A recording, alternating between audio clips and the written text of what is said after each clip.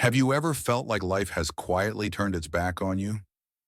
Not with dramatic events, not with chaos, but with silence. Friends drift away. Opportunities slip through your fingers.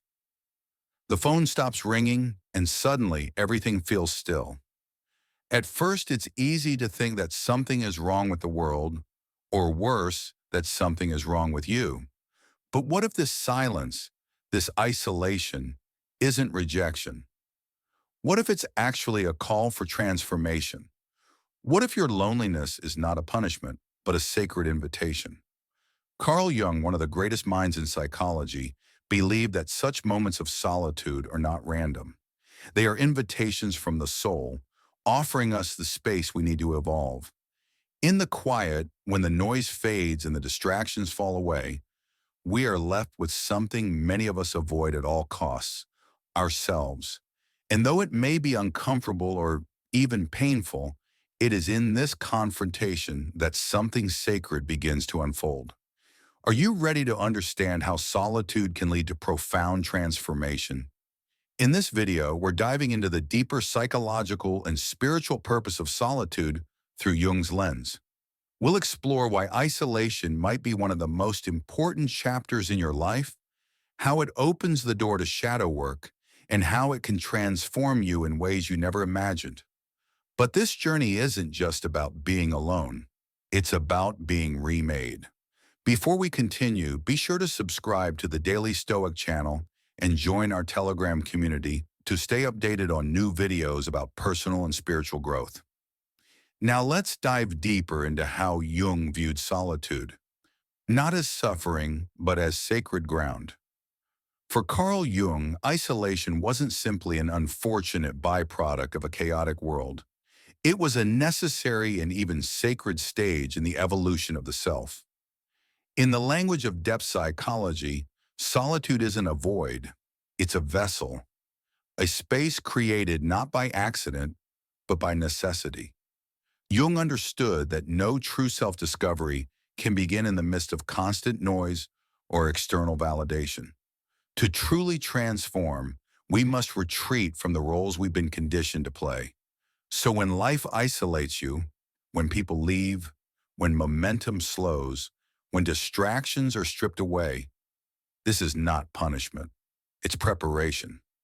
Most people interpret loneliness as a sign of failure or abandonment, but Jung saw it as something far more profound. To him, isolation was the soul's way of initiating its own inner journey. This journey can only begin when you are removed from the collective, without the mirrors of others. In solitude, you are forced to face your own reflection. It might feel cold and unfamiliar at first, but this is the beginning of individuation, the lifelong process of becoming whole. And it's not about adding more to yourself, but about peeling away what's false, what's inherited, and what's no longer needed. Solitude, then, is not an absence. It's a threshold. When the outer world grows quiet, the inner world begins to speak. But its language is not soft or comforting. It speaks in fragments, memories, regrets, unresolved emotions you thought you buried long ago. This is the shadow, Jung's term for the hidden, denied, and repressed parts of ourselves. In our daily lives, it's easy to ignore the shadow. We distract ourselves, perform for others, stay busy enough to avoid what lies underneath. But in solitude, there is no place left to hide. The suppressed grief, the unresolved anger, the jealousy, the shame, they all begin to surface, not to torment you, but to reveal themselves. And this is where many people panic. They believe that the pain is a sign they're falling apart. But in truth, it's a sign that something is breaking open. Jung insisted that these shadow elements are not enemies. They are messengers, parts of ourselves we abandon because they didn't fit the image we were taught to project. These hidden parts contain vital energy, truths, talents, and instincts that were locked away with them. The work, then, is not to destroy the shadow, but to integrate it, to meet your fears with curiosity and embrace what you once rejected. This is the essence of shadow work, and solitude is its sacred ground. In facing what we've long denied, we begin to reclaim ourselves. And because this process can be intense and challenging, let's take a brief pause here and catch our breath before we continue. I truly hope you're finding this video insightful. If so, don't forget to share it with anyone who might benefit from these ideas. And if you'd like to support our channel and the work we do, feel free to leave a donation by clicking the thanks button just below this video. Now let's continue exploring how this transformative process unfolds. After confronting the shadow, something begins to shift. It's not loud or dramatic, but subtle, like a quiet wave washing over you. The mind, once consumed by distractions and avoidance, starts to open. You begin to feel your own presence, no longer as a reaction to others, but as something self-sustaining. The silence that once felt heavy begins to carry meaning. The space around you, which was once defined by lack, starts to feel like freedom. This is the slow rebirth that solitude makes possible. It's not about becoming someone new. It's about remembering who you were before the world told you who to be. Jung called this process individuation, but perhaps it's more accurate to think of it as a return to yourself, a remembering of your true essence. In that space of solitude, you start to reconnect with the parts of yourself that were buried, neglected, or ignored. You remember what brings you peace, what sparks your curiosity, what you truly value when no one is watching. And with this newfound clarity, the ego, that part of you that craves approval, that chases validation, begins to soften. You no longer feel the need to be understood in order to feel valid. You don't need to be visible to feel real. That quiet shift is nothing short of revolutionary. This kind of inner peace isn't something you can buy, teach, or perform. It's something you experience directly, through presence, through silence, and through the sacred discomfort of simply being with yourself. And once you've tasted that peace, even for just a moment, you realize how much of your life has been lived in distraction, avoiding your own soul. But solitude isn't forever. Eventually, this season of inner quiet gives way to a return, but not a return to what was. You're not going back to the person you were before. After solitude, the person you bring back is not the one who entered. Jung believed that true transformation isn't complete until it's lived.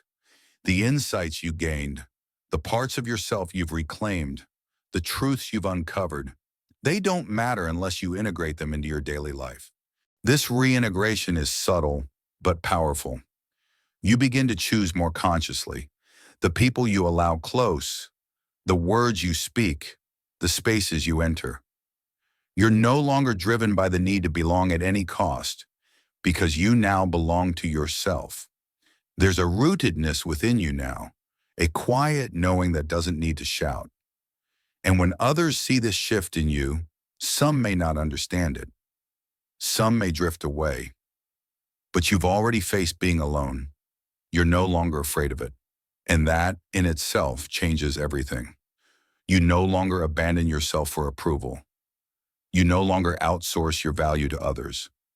And in a world where so many people live disconnected from themselves, your presence becomes rare, not because it demands attention, but because it radiates alignment. This is what Jung meant by individuation. It's not about presenting a persona to the world, but returning to it as a whole human being. In that wholeness, you don't just live, you embody your truth. And this in turn is a healing force, not just for you, but for everyone around you.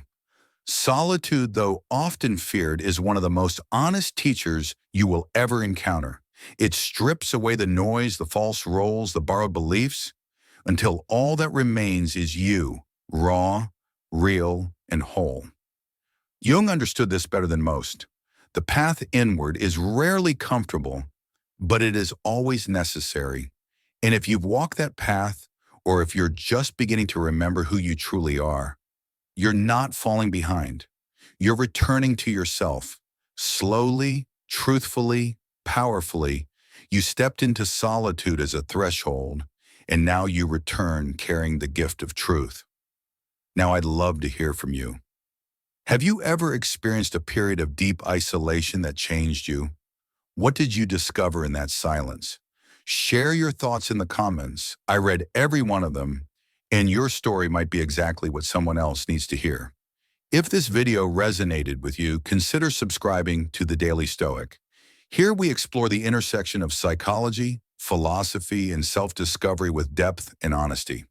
No fluff, just real ideas for real inner work. Until next time, stay curious, stay grounded, and above all, stay connected to your true self. And with that, let's continue our journey into how this process of transformation unfolds further.